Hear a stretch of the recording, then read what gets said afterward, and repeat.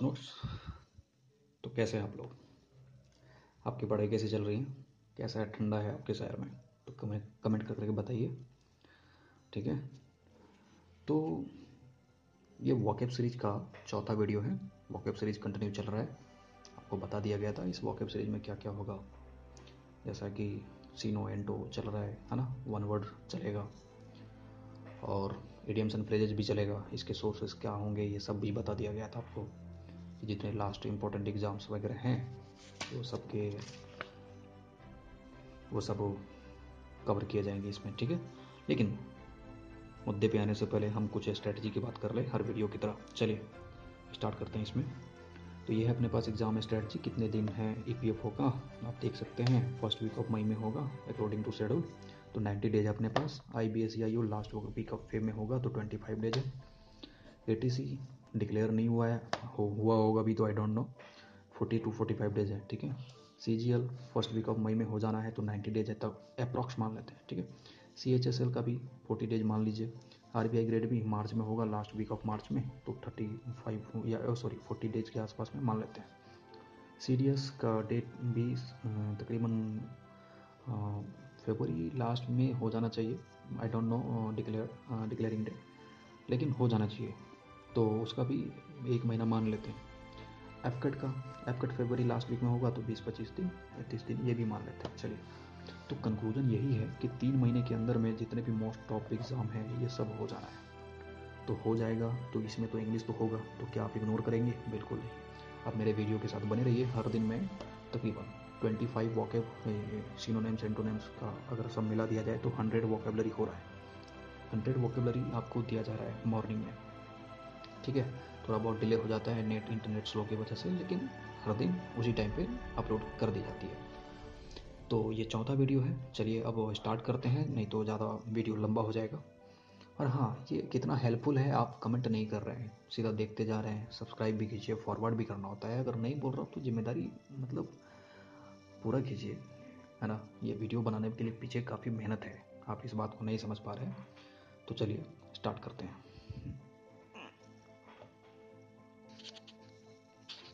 तो चलिए शुरू करते हैं। देखिए, ये है पेज नंबर 3।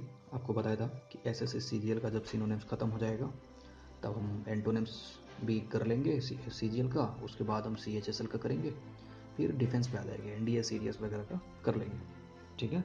तो चलिए इस पहला वर्ड स्टार्ट करते हैं, फ्लिम्सी।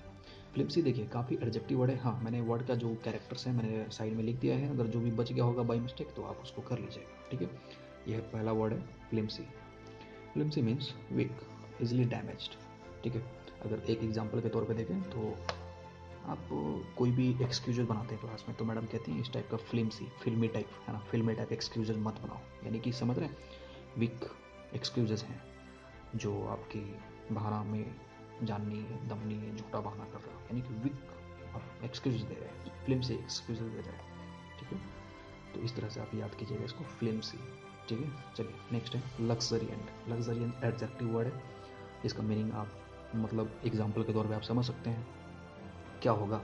आपके आसपास में कोई लग्जरियंट विला होगा, घर होगा, यानी कि काफ़ी उसके पास धन संपत्ति जायदाद होता है, इसलिए उसको लग्जरियंट लाइफ मिली होती है, समझ रहे। तो rich and profuse in growth, abundant, ठीक है। इस तरह से। हाँ, एक वार्निंग है।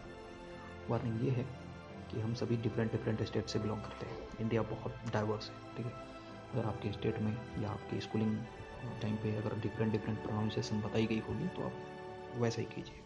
यहाँ पे इंग्लिश का कोई कंपटीशन नहीं चल रहा, कोई डिबेट नहीं है। मकसद यही है कि वर्ड को ध्यान में रखना है, याद करना है और उसको सीखना है। चलिए, तो हाँ, luxuriant, rich and profuse in growth, abundant, ठीक है। ये वर्ड काफ़ी क्लियर है, लक्सरियंट एडजेक्टिव है। Third is onus. ओनस मतलब रिस्पॉन्सिबिलिटी, दायित्व जिसको कह सकते हैं, दायित्व, जी हाँ, ड्यूटी। अब देखिए इसको याद कैसे करेंगे, तो देखिए ये क्या लिखे है, ऑन अस। ऑन अस, अस मतलब हम पर, ऑन मतलब पर, यानी कि हम पर दायित्व। आप घर में सबसे बड़े होंगे या छोटे भी होंगे, एक न एक दिन तो दायित्व आएगा, जिम्मेदारी आएगी, रिस्पॉन्सिबिलिटी आएगी। तो इसको इस तरीके से याद कीजिएगा, हम पर, है ना। ओनस मतलब क्या, रिस्पॉन्सिबिलिटी, दायित्व, जिम्मेदारी, किस पर, हम पर, ठीक है। चलिए नंबर 4 पे है डेरिशन। डेरिशन मतलब क्या होता है, मजाक, गंदा मजाक, जैसे आपने देखा होगा 26 जनवरी को क्या हुआ, तिरंगे को फेंक कर, है ना, अपनी धार्मिक झंडा लगा दी गई। ये मतलब झंडे के साथ काफ़ी गंदा मजाक था, डेरिजन था, समझ रहे, डेरिजन्स, है ना, बहुत गंदा मजाक, कॉन्टेम्प्टियस, रेडिकुलस, मॉकरी, लाफ्टर। लाफ्टर तो आप समझ रहे हैं, लाफ्टर मतलब हंसी मजाक होता है, लेकिन यहाँ पे इस सेंस में गंदा मजाक, ठीक है, डेरिशंस, डेरिशंस। चलिए, 5th नंबर इज ट्राइट। ट्राइड का मतलब होता है काफ़ी उदास, समझ रहे, ट्राइड, आप इसको ट्राइड से लिंक कर सकते हैं, है ना, ट्राइड।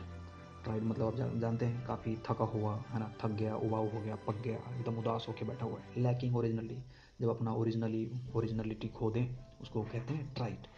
डल, डल मतलब काफ़ी सुस्त, पुअर, है ना, ठीक है, कॉमन प्लेस, सिली, चेन। इस तरह से आप इसको याद कीजिएगा यार, भूलिएगा नहीं, नहीं तो आप कुछ भी गलत टिक कर ले जाएंगे और जो भी सही होने वाला होगा वो निगेटिव में चला जाएगा।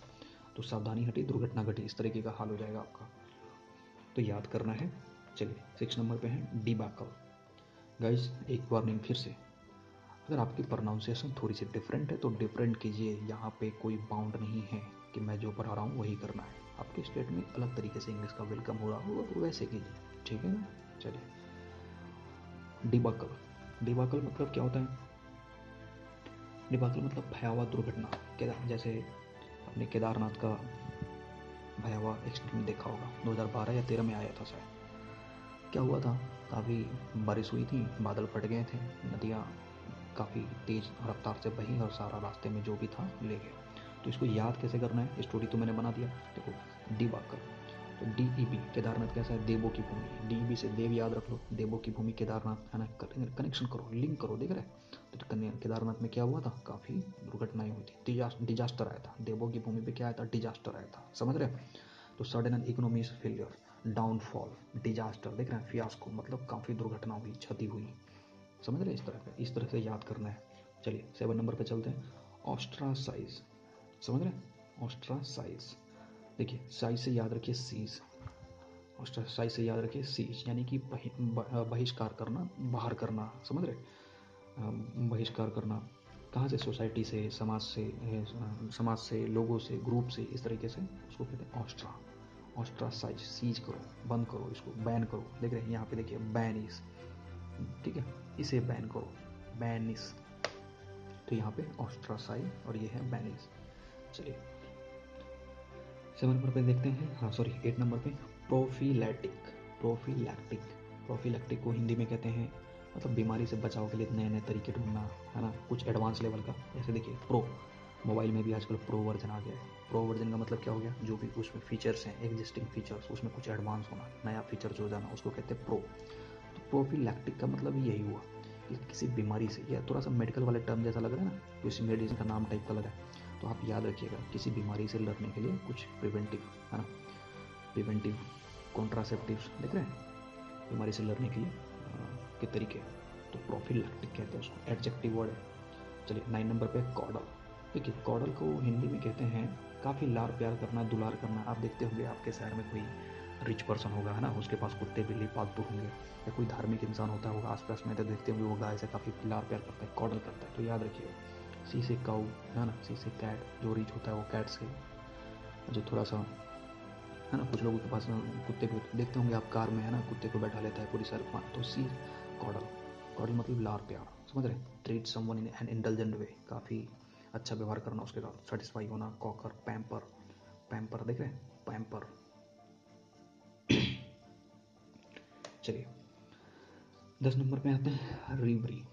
10 नंबर पे आते हैं रिवरी। रिवरी मतलब मन की लहर, है ना, डे ड्रीमिंग करना, दिन में बैठे हुए हैं, खाली ख्याली प्लाव देख रहे हैं, कोई भी वैकेंसी आई तो सपने देखने लगे, ख्वाब देखने लगे, तो इस तरह का डे ड्रीमिंग कहते हैं उसको, रिवरी कहते हैं, समझ रहे हैं, इल्यूजन कहते हैं, माया मोह में भटक रहा है, बिना तैयारी का, बिना कुछ प्लान बनाए, बिना कुछ स्ट्रैटेजी बनाए हम ख्वाब देख रहे हैं, हमारी ज्वाइनिंग होगा, ये होगा, लेकिन ऐसा कुछ नहीं होता, हमें काफ़ी हार्डवर्क करने पड़ते हैं। तो रिवरी, ठीक है, रिवर, इसे याद रखिएगा, रिवरी, ठीक है, डे ड्रीमिंग, इल्यूजन्स, हॉल्यूसिनेशन, हमने पहले वाले वीडियो में बताया था ये सारी चीज़ें। 11 नंबर पे है पेरिलस। पेरिलस, पेरिलस को हिंदी में कहते हैं काफ़ी खतरनाक, काफ़ी खतरनाक, फुल ऑफ डेंजर, हैराजडस, इम्पेरिल, एडवेंचर्स, आप देखते होंगे इसको कैसे याद करना। देखिए PERI और लास्ट वाले यस ले लीजिए। पेरिस, पेरिस काफ़ी खतरनाक एडवेंचरस टूरिस्ट प्लेस है, काफ़ी बड़े बड़े माउंटेन्स हैं, है ना, वहाँ पे देखे होंगे आपने। तो इस तरह से आप याद कीजिए, स्टोरी कनेक्ट कीजिए, किसी भी वर्ड को कैसे भी स्टोरी बनाइए। मैं आपको अपना बता रहा हूँ कि मुझे कैसे, और हाँ, याद करने के लिए क्या तरीके यूज़ करना है। देखिए मैं अपना बता रहा हूँ, आप कैसे करते हैं वो मुझे कमेंट करके बताइएगा कि हाँ सर मुझे याद नहीं होती है या याद करने के लिए करता हूँ। देखिए आपके पास अगर कोई रफ शीट होगा A4 साइज़ का, वो क्या कीजिएगा, पेन और स्केल लीजिएगा, इस तरह से ब्लॉक बनाइएगा, आगे पीछे दोनों, देख रहे हैं, ये ब्लॉक बनाना है। और ब्लॉक बनाने के टाइम पे उसको क्या कीजिएगा, जब ब्लॉक बन जाए,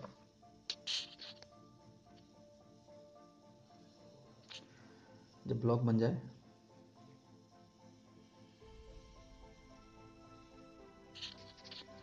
जब ब्लॉक बन जाए तो क्या कीजिएगा, उसको 50-100 जेरोक्स निकाल लीजिएगा। मैंने 2 साल पहले निकाला था 100 जेरोक्स, लेकिन अभी 10-20 बचे हुए हैं। तो हाँ, प्रैक्टिस कैसे करना है, जब भी कोई नया वर्ड मिले तो फटाक से वहाँ पे आप उसको लिख लीजिए। जैसे लिख लेंगे और उसकी बार बार प्रैक्टिस करेंगे तो आपको हमेशा के लिए याद हो जाएगा। जैसे मैंने चलो मान लिया कि कॉर्डल आपके लिए नया है, तो याद रखिए यहाँ पे सीधा लिखिए कॉर्डल यहाँ पे, ठीक है ना। ज़्यादा देर मत कीजिए, नए ब्लॉक में फिर नया नया वर्ड, जैसे यहाँ पे रेवड़ी। इस तरह से आपको रफ यूज़ के लिए आप इसको रखिए।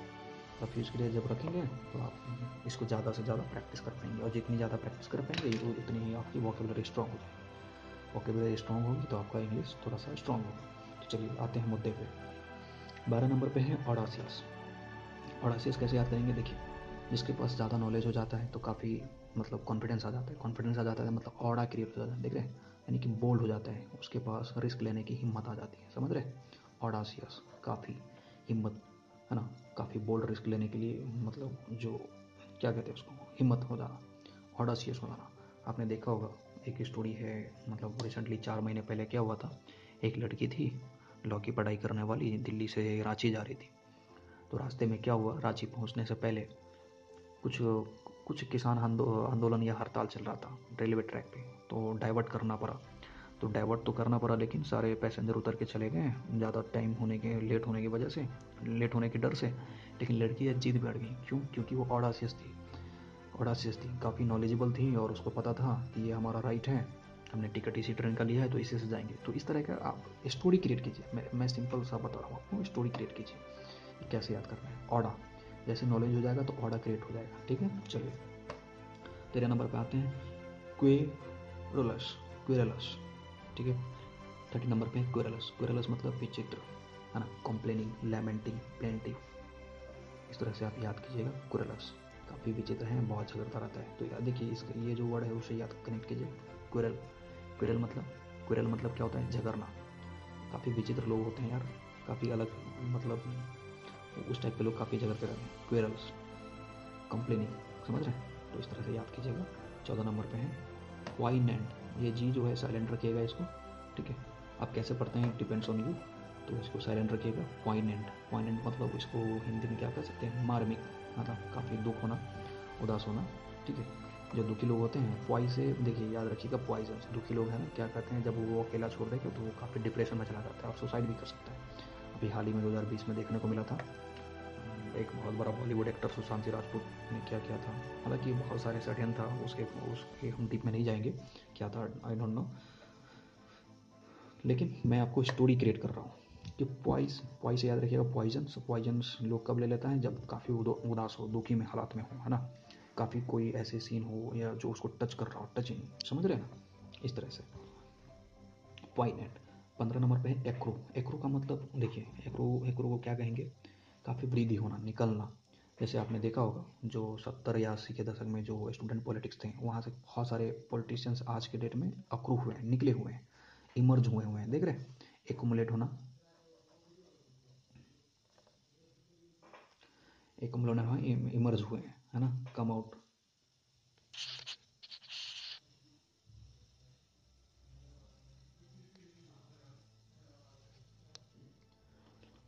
तो बहुत सारे पॉलिटिशियंस वहाँ से एक्रू हुए हैं, निकले हुए हैं, ठीक है। कहाँ से, जो 1970 यानी 70-80 के दशक में जो भी पॉलिटिशियंस या स्टूडेंट पॉलिटिक्स थे, वहाँ से बहुत सारे पॉलिटिशियन क्या हुए, इमर्ज हुए, एक्रू हुए, अक्रू हुए, समझ रहे, कम आउट हुए, एग्रेस हुए। तो इस तरह से याद करना है आपको स्टोरी क्रिएट कर। जेनियल, जेनियल से याद रखिए जेंटलमैन, GEN से जेंटलमैन, जेंटलमैन मतलब फ्रेंडली, काफ़ी कहते हैं ना अच्छा स्वभाव का, काफ़ी जेंटलमैन है, काफ़ी जेंटलमैन है। जेनियल फ्रेंडली रिलेशंस वाले लोग हैं, कुछ लोग होते हैं काफ़ी कॉर्डियल। कॉर्डियल देखिए ये वर्ड को कैसे ध्यान रखना है, कॉर्डियल, कॉर्ड से आप याद रखिए कोऑर्डिनेशन, ठीक है। तो कोऑर्डिनेशन कब बनता है, जब हम लोगों का तालमेल अच्छा होता है, आपसी रिलेशन अच्छे होते हैं, आपसी फ्रेंडनेस अच्छा होता है, तभी कोऑर्डिनेशन बनता है। तो याद रखिएगा कनेक्शन कैसे करना है। जोवियल, जॉयस, फेसाइल, फेसाइल मतलब हंसमुख चेहरा। आपने देखा होगा जोमेटो वाले अभी रिसेंटली 3-4 महीने पहले एक है ना जोमेटो का एक बंदा काफ़ी वायरल हुआ था, तो उसका वो इंटरव्यू में हमेशा स्माइल कर रहा था। तो इस तरह से याद रखिएगा कनेक्शन कैसे करना है, ठीक है। चलिए 17 नंबर पे है इंक्रीमेंट। इंक्रीमेंट का मतलब होता है अनप्रेजेंट कंडीशन। IN से देखिए यहाँ पे रखिएगा इंडिया।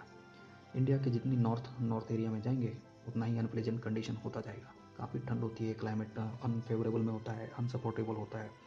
जो नॉर्मल लाइफ होते हैं मैदानी भाग के या साउथ इंडिया के, वो लोग सर्वाइव नहीं कर पाते हैं। क्यों कर सकते हैं, थोड़ा और नॉर्थ में जाएंगे हिमालय पहाड़ की तरफ, माउंट एवरेस्ट की तरफ, तो वहाँ पे सर्वाइवल है ही नहीं, वहाँ पे एग्जिस्ट करता ही नहीं, लोग रहते ही नहीं वहाँ पे, है ना, क्योंकि वहाँ पे जो सपोर्टेबल इन्वायरमेंट है वो नहीं मिल पाता है, ठीक है। तो लेकिन हाँ, वैसा आप बहस मत कीजिएगा कि नहीं नहीं सर ऐसा थोड़ी होता है, वहाँ पे लोग रहते हैं। मैं एक एग्जाम्पल के तौर पे इसको समझा रहा हूँ कि कनेक्शन कैसे करना है, ठीक है। तो अनप्लेजेंट कंडीशन, इंक्रीमेंट, इसको याद रखिएगा, अनफेवरेबल, अनरिलेंटिंग, ठीक है ना। चलिए 18 नंबर पे विंडिक्टिव। विंडिक्टिव को देखिए इसको कैसे याद करना है, काफ़ी प्रतिशोधी। VI से याद रखिए विहार। विहार में एक मैं आपको स्टोरी क्रिएट कर रहा हूँ, विंडिक्टिव। काफ़ी एक्टिव हुआ था उस टाइम पे, काफ़ी एक्टिव स्टोरी था। जैसे आप देखे होंगे नंदवंश का राजा था धनानंद, है ना, उसने एक यज्ञ का आरंभ किया, यज्ञ का प्रायोजन किया, उसमें चाणक्य को इनवाइट किया था। इनवाइट तो कर लिया, लेकिन बदसूरत होने की वजह से, कुरूप होने की वजह से उसकी काफ़ी बेइज्जती हुई बड़े दरबार में। उनके सर पे बाल नहीं था और चोटियाँ थी, तो वो चोटी पर करके घिसट आ गया उसको। तो उससे प्रतिशोध लेने के लिए उसने क्या किया, चंद्रगुप्त मौर्य को राजा बना दिया। तो विंडिक्टिव है ना, प्रतिशोध, काफ़ी स्ट्रॉन्ग डिजायर था उसको बदला लेने का, स्पाइटफुल, समझ रहे ना। तो चंद्रगुप्त मौर्य को पूरी ट्रेनिंग देकर, और उसी दौरान है ना अर्थशास्त्र नाम की किताब लिखी गई थी। आप अर्थशास्त्र से कन्फ्यूज नहीं होइएगा, इसमें कोई इकोनॉमिक्स की बात नहीं, सारा पॉलिटिकल बुक है। तो इस तरह से याद रखिएगा, विंडिक्टिव है ना, प्रतिशोधी, काफ़ी स्ट्रॉन्ग डिजायर होना बदला लेने के लिए। अब रिसेंटली देखो क्या हुआ, फार्मर प्रोड्यूस को दबाने के लिए क्या क्या पैंतरे अपनाए गए हैं ना, दंगा भड़काया गया, बहुत सारी चीज़ की गई। तो इस तरह के क्या हुआ, लोक्वाशियस, लोक्वाशियस याद रखिएगा, लोक्वा मतलब होता है काफ़ी बातचीत करना, बातूनी करना, बातूनी जिसको कहते हैं ना, टॉकेटिव, गैबी, गैरगस, चैटी। तो इस तरह से काफ़ी बातूनी लोग, टॉकेटिव लोग। कुछ लोग होते हैं महिलाएं, जैसे अक्सर महिलाएं, है ना, महिलाएं लोग, जैसे याद रखो महिलाएं लोग, तो महिलाएं सब आपस में काफ़ी बात करती है, काफ़ी चिटर चटर करती रहती है ना। ऐसा समाज में कहा जाता है, ऐसी धारणाएं हैं, पर सच कितना है आई डोंट नो। तो इसमें मुझे मत घसीटिएगा, ठीक है, अपने डिबेट में। तो इस तरह से आप याद कीजिए, एडजेक्टिव वर्ड है ये। चलिए 20 नंबर पे आते हैं, पर्सपिकुअस। पर्सपिकुअस, पर्सपिकुअस मतलब देखिए इसको कैसे कनेक्शन करेंगे, लिंक करेंगे। देखिए PER से आप याद रखिए प्रिपरेशन, PER से याद रखिए प्रिपरेशन। प्रिपरेशन जब तक आप क्लियर तरीके से नहीं करेंगे, जब तक आपको कंसेप्ट क्लियरली अंडरस्टैंड नहीं होगा, एक्सप्रेस नहीं होगा, तो आप डीप में नहीं पहुंच सकते, किसी भी क्वेश्चन का आंसर नहीं दे सकते, हमेशा कन्फ्यूजन होगा, आप गलत टिक कर जाएंगे, है ना, आप जानते हुए भी गलत टिक कर जाएंगे। तो इसको याद रखिए, पर्सपिकुअस। जब तक आप पूरी क्लियरली एक्सप्रेस नहीं है, जब तक आप प्रिसाइज वे में आप नहीं पढ़े हैं, पॉइंट टू पॉइंट नहीं पढ़े हैं, तो आप भटक जाएंगे, ठीक है ना। तो इसको इस तरह से याद रखना है, पर्सपिकुअस। चलिए 21 नंबर पे प्रो डीजल देखिए यहाँ पे फिर से प्रो आ गया। तो प्रो मतलब आपको बताया था एडवांस वर्जन। अब आजकल मोबाइल में भी अब प्रो वर्जन आ रहा है, आईफोन में भी आ गया है ना।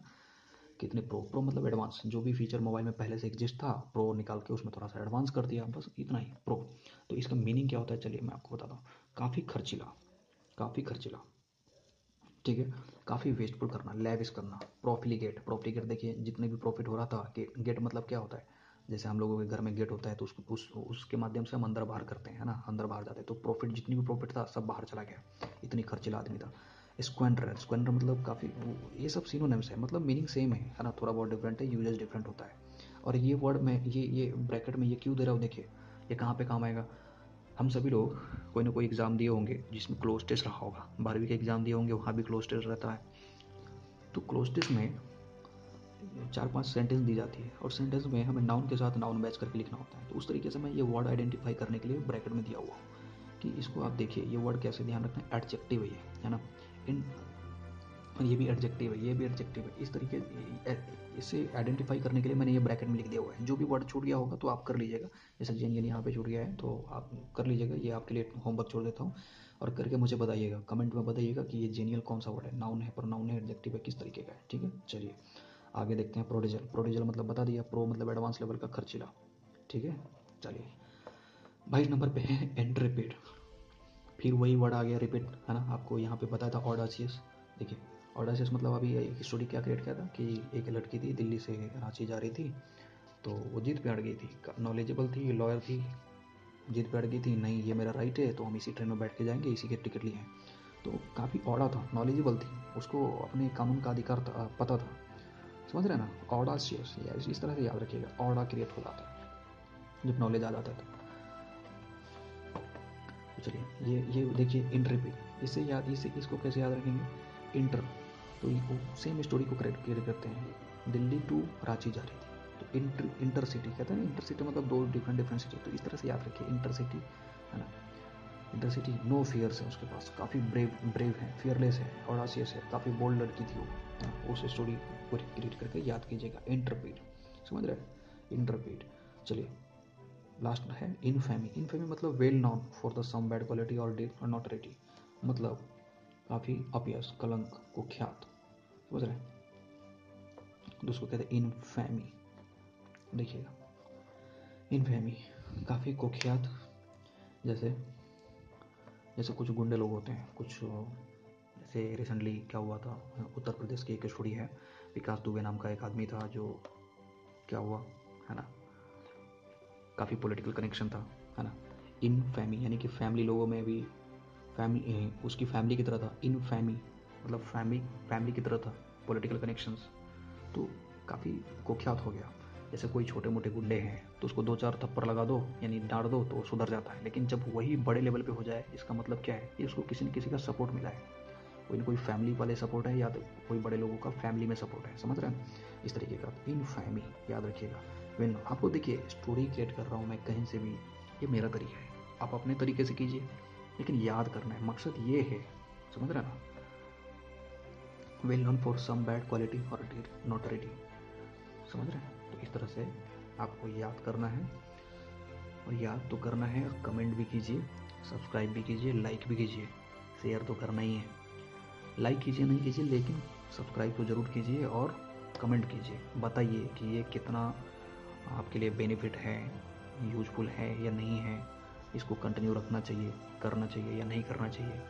दूसरी बात कि इस एग्ज़ाम में कौन कौन से आप टारगेट कर रहे हैं, मुझे बताइए कमेंट करके, ताकि मैं आने वाले समय में आपके लिए क्वेश्चन पेपर डिज़ाइन करके आपको मैं बताऊंगा, क्वेश्चन पेपर आपको एक्सप्लेन करूंगा कि हाँ ये वर्ड देखिए क्या यहाँ पे आया हुआ है, आपको मैं पूरी एक्सप्लेन करूँगा। अभी 4-5 दिन और चलेगा, उसके बाद मैं आपको दिखाऊंगा ये सिनोनिम्स जितने था ना, अभी तक हमने तकरीबन जितने भी सीखा है, सीजीएल का जितने भी सीखेंगे वो सब अब मैं दिखाऊंगा कि ईपीएफओ में देखो कहाँ से आया था, सीजीएल से बहुत सारे क्वेश्चंस आए थे, मतलब सिनोनिम्स आया था, एंटोनिम्स आया था, मैंने देखा है, डायरेक्टली देखा है वहाँ पे, तभी मैंने ये सीरीज लेकर आया काफ़ी एनालिसिस के बाद।